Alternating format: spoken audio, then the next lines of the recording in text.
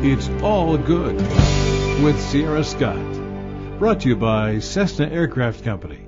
With nearly 80 years in Wichita, Cessna Aircraft Company is proud to sponsor It's All Good, highlighting positive people and activities in our shared community. Central Security Group, peace of mind for you and your family. Hello and welcome to It's All Good. I'm Sierra Scott. This is a show about people, places, companies, and organizations that are working hard to make the world a better place to live. And there are a lot of them. This is a story that shows what perseverance, persistence, determination, and drive can achieve. If you have a goal here in America, nothing, and I mean nothing, should stop you. A lot of us who are born here take what we have for granted. Well, now you'll get a chance to see this country through the eyes of an immigrant who dreamed of coming here from the time he was a very young boy.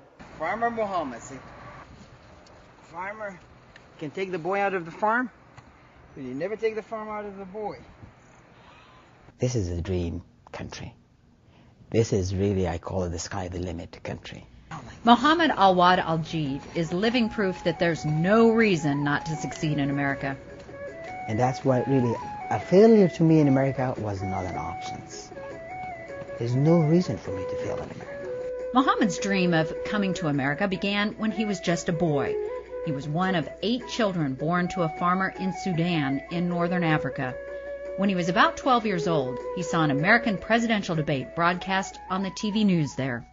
Reagan and Carter debating who will be the best fit to become a president in America. Now we have an opportunity to move toward national health insurance with an emphasis. I never even thought it exists that people, they have to prove to the public who would be the first one to be picked. And I was fascinated by the whole process. I think when you make that decision, it might be well if you would ask yourself, are you better off than you were 4 years ago?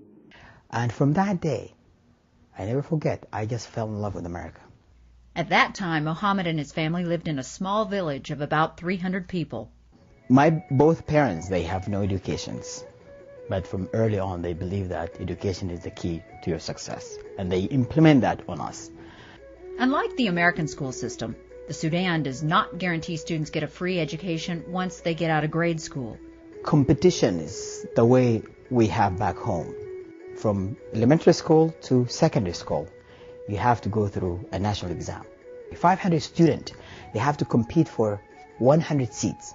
If you want to continue your education from there, you have to excel. We just continue. After 3 years, we have to sit another national exam, which is a wider exam, which is about 3,000 students competing for 1,000 seats.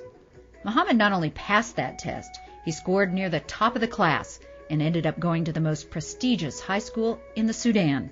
Just follow your guts and follow your heart. You never know where it might lead you. My parents was not rich, but we're not poor. Ready? Consider middle class, and we have plenty of land. But I have no idea how I'm going to I'll come to America. But I know in my heart, one day I'll be part of this country, great country. After high school, Mohamad was accepted into a college in Yemen, where he had a double major in economics and political science. In his 3rd year of college, he began applying to schools here in the U.S. Since he was from a farm family, one of his relatives told him he'd probably feel most at home in the Midwest. I went ahead and I applied for 10 university.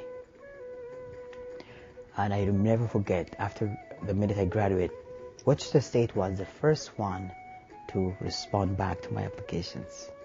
His brother bought him an airline ticket and wished him well. The only thing I have with me is my hope and my dream. I have no family, no friend in America. But I know America is great, it will take care of me. That's the only thing I have. I know good things will happen to me, and that's my belief. During that 14-hour flight, Mohamad spent time talking to the flight attendant. After telling her it was his first time to visit America, She pulled up 2 quarters and she said, "You need those." It's kind of like odd. Why do I need it? But I didn't ask her why. Thank you. And I just kept them.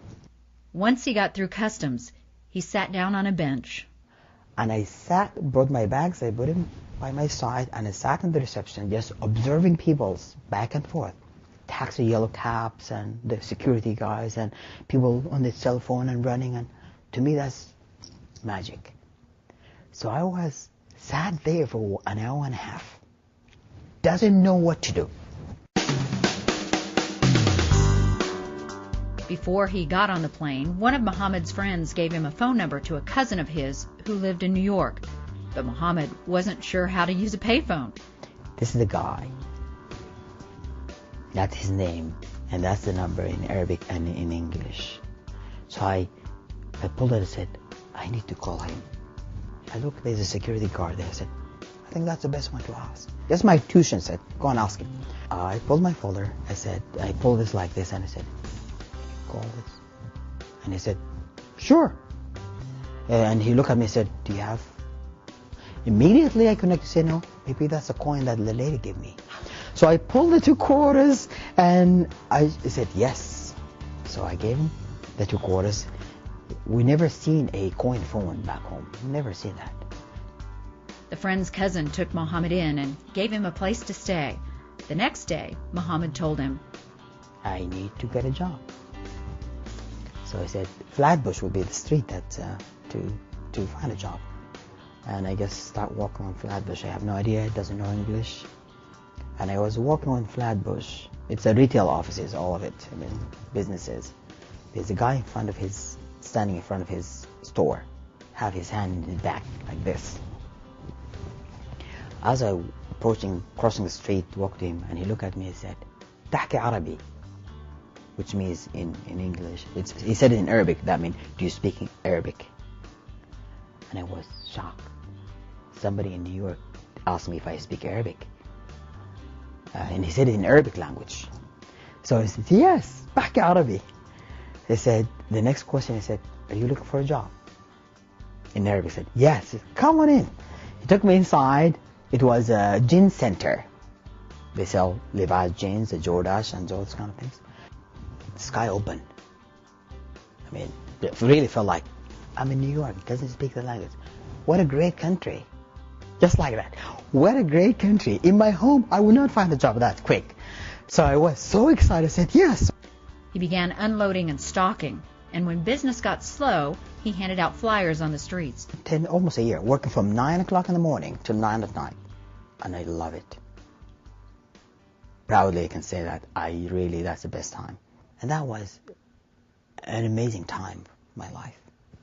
So I'm amazed that you said that because, and I want to go back just for a second, because you are highly educated. You are extremely intelligent. You didn't see that as lowly work? Never crossed my mind. Never crossed my mind. I am willing to sweep the street of New York.